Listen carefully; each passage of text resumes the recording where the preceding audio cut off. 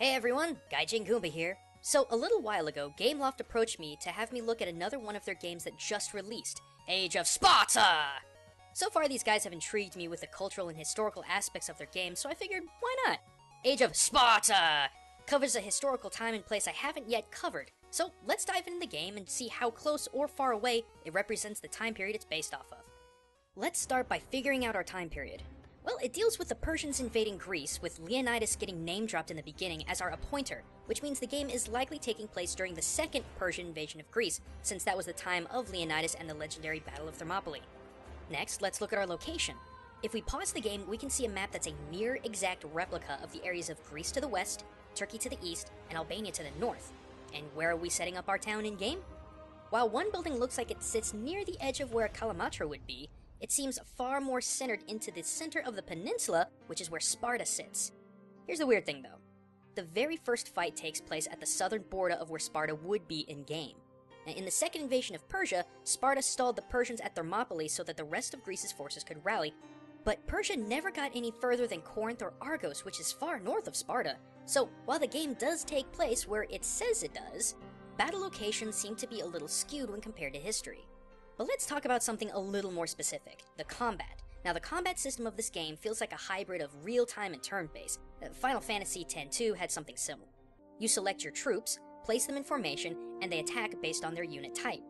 These units include slingers, javelin tossers, war elephants, gorgons, satyrs.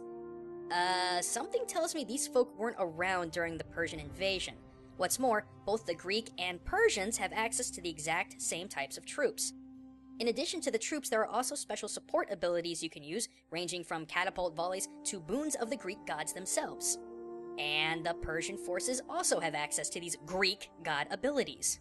Okay, I guess when you think about it, having the same human troops could make a lot of sense. Both Sparta and the Persians would utilize local slaves to boost their military numbers, and since both sides are so close to each other, knowledge of these tactics and the warriors who could learn them would be nearby. But why in the world would the Persians have access to Greek god boons and Greek monster troops? Forget the fact that the monsters weren't recorded as existing in this time period, how do the Persians have control over them? Now, I'm sure many gamers are just making the assumption that this is a mobile game with software limitations, so giving both sides the same troops would be the very best way to save space, and also create an easy player balance since everyone has the exact same troops and abilities.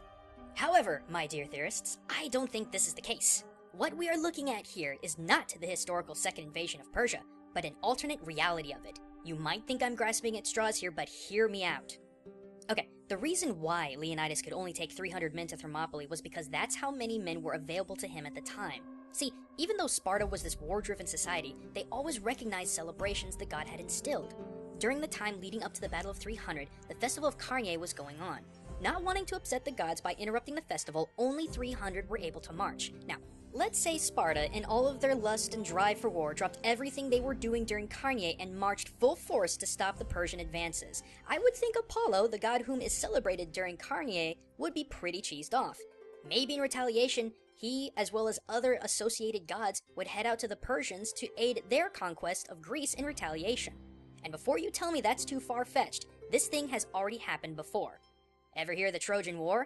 That entire conflict was due to the gods and goddesses infighting.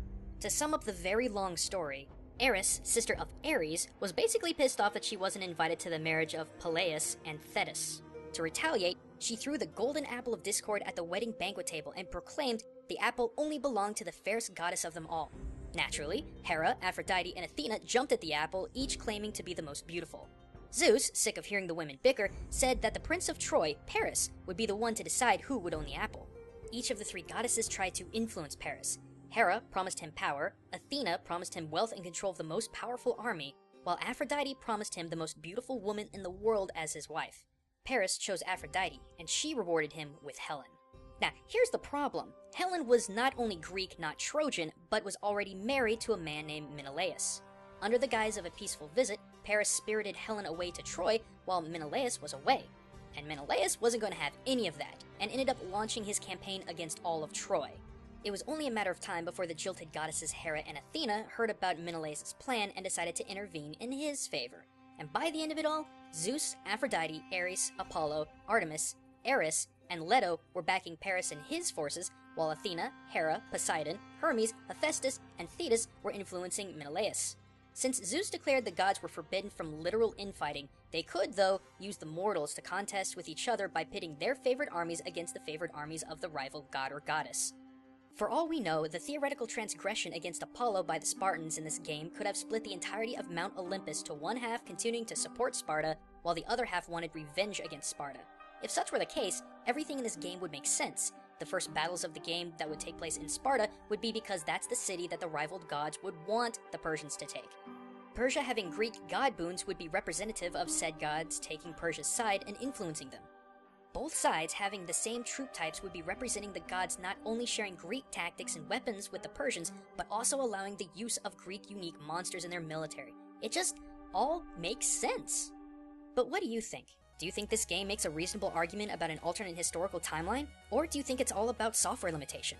Let me know what you think in the comments section. And if you like this kind of historical analysis, check out my video of another one of Gameloft's games, Rival Knights, and see just how closely it parallels true jousting. But until next time everyone, this is Gaijin Goombah signing out.